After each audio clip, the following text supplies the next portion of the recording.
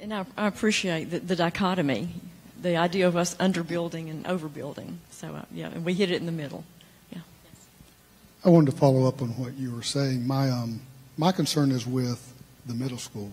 How can you have growth in elementary schools and you're putting in two new ones and you expect those to grow over the next few years and not expect all this growth to funnel into the middle school? Because I don't want to be right back here in 4 or 5 years worrying about, can we do another mill increase in order to build a new middle school or to add on to a middle school or whatever, So the gentleman said you'd be derelict in your duty if you didn't propose building 2 new schools. And I would counter that you're derelict in your duty if you're not anticipating the growth for the middle school. I just don't see how that cannot happen. Well, we have room at the middle school now to grow, so we know that. I don't have a good answer for you. I can just tell you for 20 years, there's growth here, and the growth rate in the middle school is less, significantly less. And I don't have a good, I think it's a demographic thing, or maybe maybe people at the middle school age with their children. That's, like I said, I'm thinking when my kids were in middle school, that was when I actually moved away, and then I moved back. But I don't have an answer. Okay, well then, what is the capacity for the middle school? How much room do we have for growth from these channeling into it? Because she said we have some room, but in her own words, we may be here looking at doing something, adding on at a later date. So I'm trying to see what kind of later date are we looking at? Yeah, I'll let them answer that. I'll just say this, as far as from a board perspective, as far as having the room or the capacity to build, we have room at that site. Now I'll let them speak to the actual. No, I meant room as far as number of students. Can you add to it before you're at capacity and in trailers at the middle school and having a forum for the middle school? Right. I'll turn the microphone over to Ms. Berry, the principal, in just a moment, but we do have some computer labs that are going out of style. Computer labs are just about to be a thing of the past in terms of the number of computer labs we need. There's also a footprint for an additional wing at the middle school, not adding portables, but to add an additional wing. And since it was a former high school, you have all of that parking around the middle school where the high school students used to park. And all that is available to add on if we needed to. But I'll turn it over to Ms. Berry now to talk about. Yeah, my question is not about the ability to add on. I understand that's there. My question is, how long until we're at that point? What's the capacity? In other words, how many students can you put in that school? What is it capacity rated for? Is it 1,000? Is it 2,000? Is it 1,200? And then how far are we from that? I'm not concerned with adding on right now. I know how long until we have to add on. I'm sorry? Right at 1,000. Okay. It's usually pretty consistent, 1,000, 1,100. Between 1,000 and 1,100 in my experience over the last 5 years. But what is your capacity? What is your max capacity? How many students can you put in? Is the school rated for? How much does the fire marshal allow? There's got to be a top number. Isn't there? I mean, I'm assuming.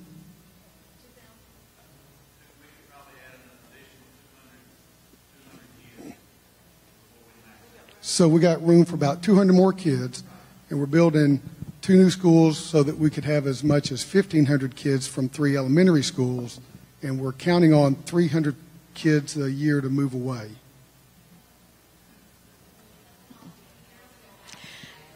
And I understand, but we're only looking at having 200 rooms. Say those numbers. Say those numbers again. You were talking. You got 1,000 people, 1,000 kids right now, 1,000 to 1,100. Yes. And you said you can only add maybe 200.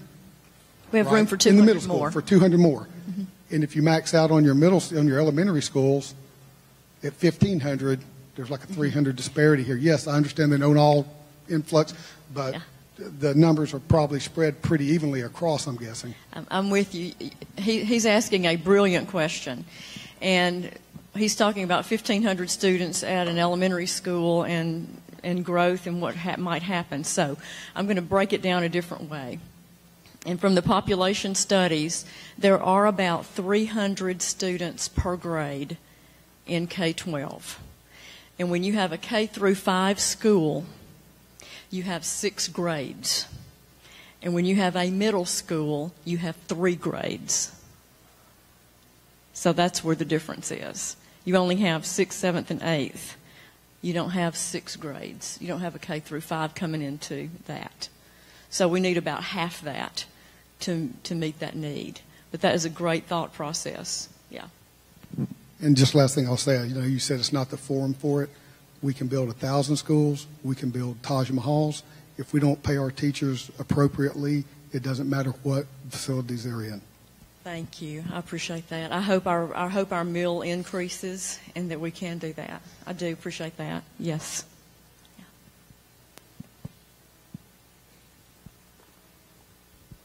So if I understood correctly, you have not specifically decided what the zoning is for the new schools yet. Okay. Well, thinking a little farther, say you have it figured out. I have a child at Payne.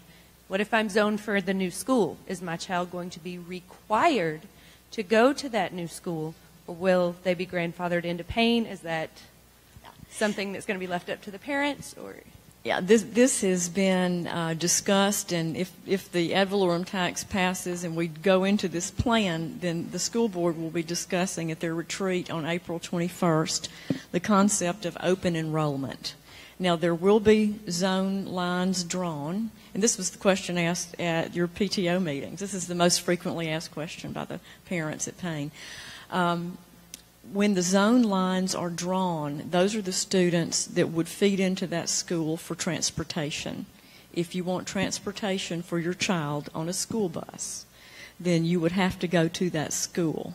But if you want to drive your child to another campus or stay at Payne, then we'll discuss the policy for filling out an open enrollment form, and with space available, you would get to stay at Payne or go to a different school. Yes.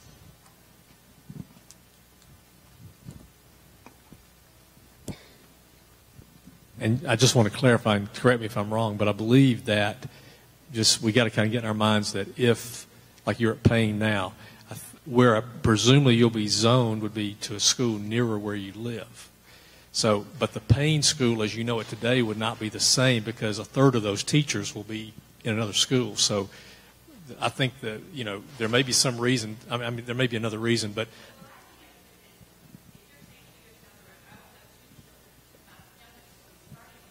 yeah.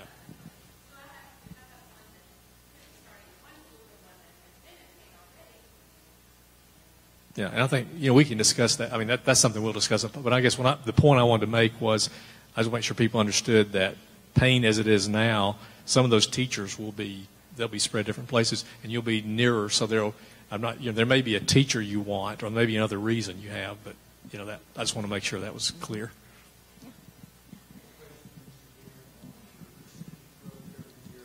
That you used in your projection. I'll be happy to show you those numbers. I don't have them off the top of my head, but I mean, I took the actual growth rates for those years, and then I said, okay, let me just run that out, and then I just started playing around with it. Yeah, I'll be glad to show it to you.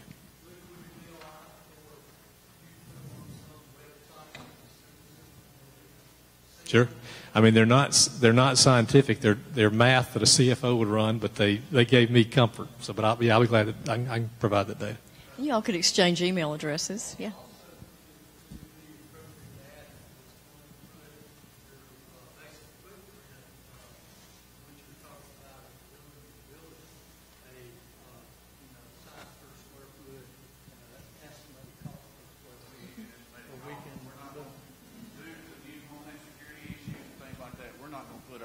Basic footprint out for people. Right. Right. I understand. So what you're saying is how many square feet, what the cost per square foot. Sure. And we have a general idea of what that is now, and we'll work together to get that together for you. We do have a website. I'm just going to speak frankly. I'm an exhausted taxpayer. You're asking for another $140 a year. I keep getting fees increases from the county, from other places, and it's bad timing, unfortunately, for being on the heels of the Jefferson County sewer ordeal. It's $140,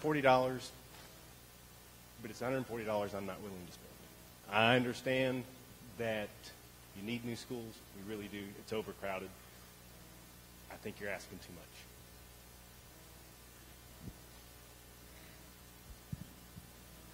I heard you talk about property values when I first got here. I've been here a good while myself and had a little bit to do with the growth of this town.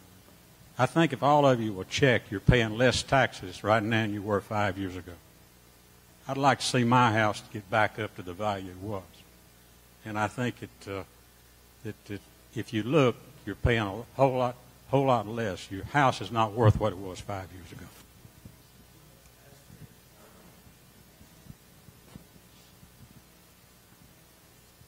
I live right across the street in Longmeadow, and my property tax 3 years ago, was $1,500, a little over $1,500 a year.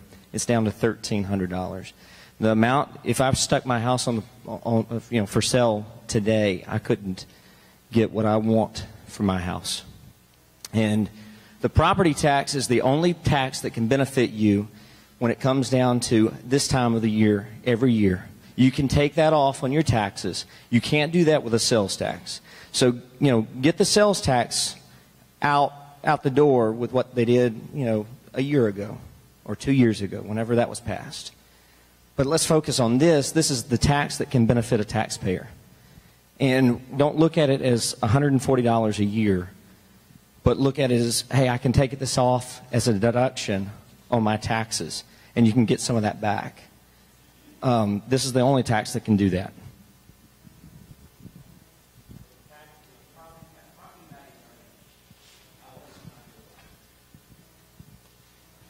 I'm John Patterson. Sandy and I moved here in 1986, so we've been here, 28 years. Sandy taught in the Jefferson County system till she retired. And about 20 years ago, I opened up Complete Cleaners here in town. We raised our children here. We came to Trussville because we knew it was a good place. We were right. It was a good place because some people before us invested in it. That Cahaba School was built in the heart of the Depression. It was probably a pretty bad time to try to build a school. A lot of people got educated in it, and it's been the heart of our community for a long, long time. And no, I don't like seeing it decay either. So when the opportunity came for us to talk about having 2 community schools, that just looked really good to me, and I thought that's a good thing for our town. In order to operate a small, someone asked this on one of the online things. They said, how's this going to affect the businesses in town? These businesses pay property taxes too, and it will. We have to own 2 buildings. Tom Powers built one of them for us, and he gave us a good deal, but it was expensive. We have to pay a lot of property tax.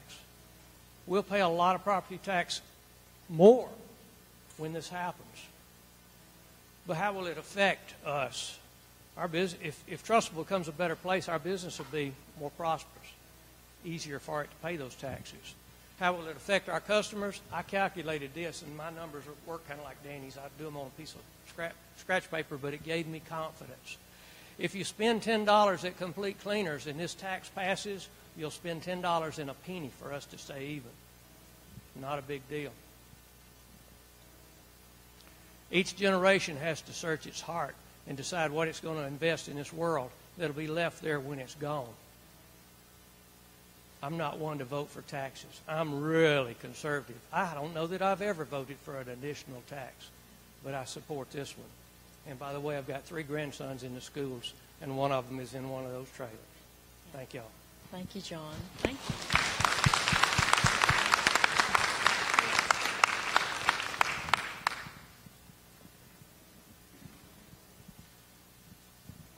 I've looked in getting some type of government grant to help rebuild the old high school. What was the question? Oh, going out. Yes.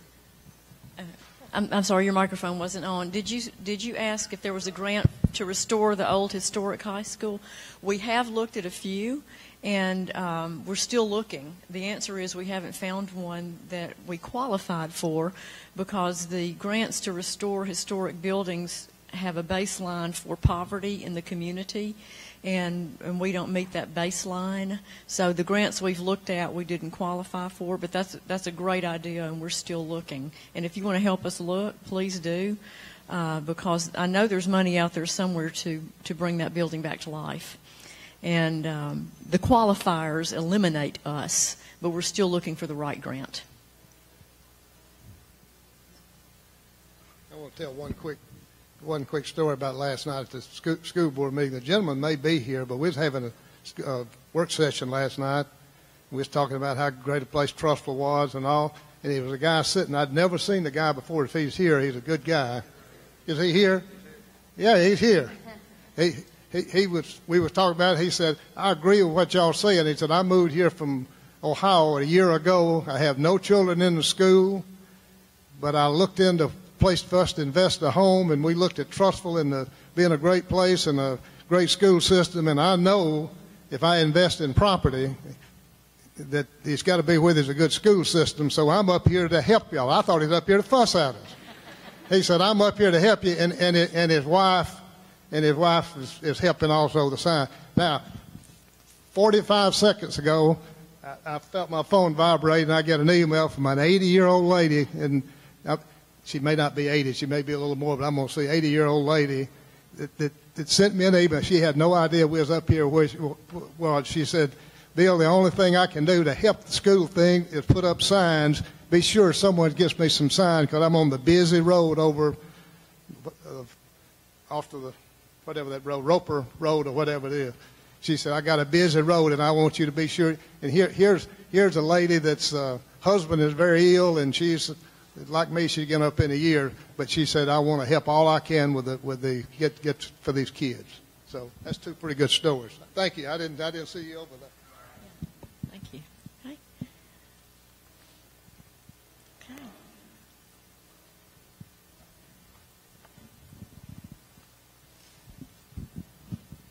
I wanted to just say one thing based on Mr. Patterson. It's funny, I was thinking the same thing just yesterday, and I was telling my husband that the Cahaba project was built right after the Depression, and that's why the government stepped in. It was one of their acts under the Resettlement Act in correlation with the New Deal. And then in 1947, those houses had been rented and owned by the government for 10 years. And then in 1947, those houses were sold. And at that time, we were just a township. We were not a city. And at that time, the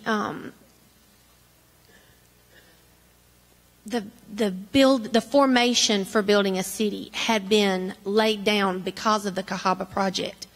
To become a city, you had to have sewer, you had to have a certain amount of residents, and so they circulated a petition around, and I called Lynn Porter today, the city clerk, to find this information out. But they circulated a petition around. A group of people came together here in Trussville and decided we can do better than this. And so they circulated the petition and got enough people to come together to say we're willing to form a city. And that was in June of 1947. We officially became a city. And then the first order of business was to elect a mayor and a city council. And so since that time, the city has not come together and voted to increase our property taxes, which has been stated which is the best way to fund a school system. And we haven't had to step up as citizens with our property tax values since then. It's not been, the only time it was voted on that it passed, we were on the state ballot. And we passed it, but it didn't pass. statewide. And then it was put back on the ballot in 2010, and of course we all know that it failed. And so I think that it's time in our city to come together again and not look at this as a tax, but look at it as an investment. And Mr. Kirkland pointed out something great at another one of our meetings.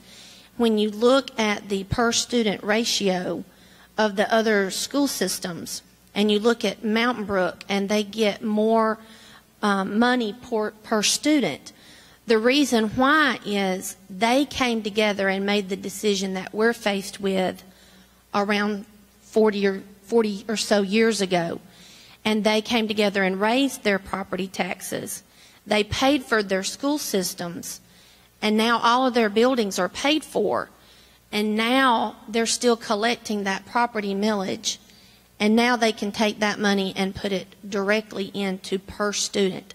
So we're kind of at that point that those school systems were at several decades ago. And I would like for our children, all of them here, our grandchildren, to be able to come back 40 years from now and have that money, if we continued to have that money come in after the 25 years, to have that money keep coming in to come to the students at that point, and we'd have our buildings paid for. So I, of course, am voting yes.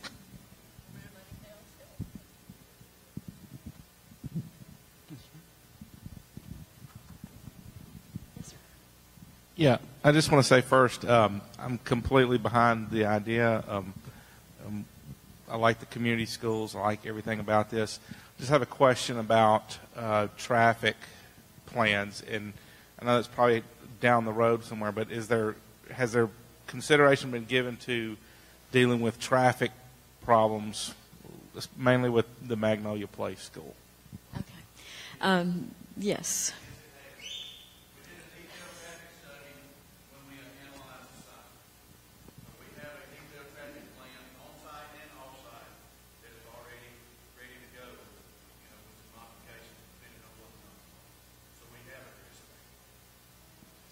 And a follow-up to that, is there any part of that campus, is there plans to make adjustments to Mary Taylor Road where it comes over the top of the hill at Magnolia Place, because that's kind of awkward right there? Okay. Great. And I want to get specific with the numbers. When you place the school appropriately, there is a 133-car stack lane off of the subdivision. And when you have 400 students in a school and you can put 70 on a bus, you only have 6 buses. If everybody rode the bus. And then you've got the snake lane, I call it, for 133 cars to stack. Okay. Great question, though. Traffic's always a concern. That's a great question. Okay. Yes. In the back.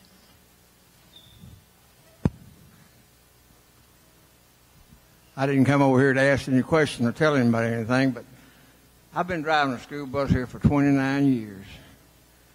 And, we're talking about this little amount.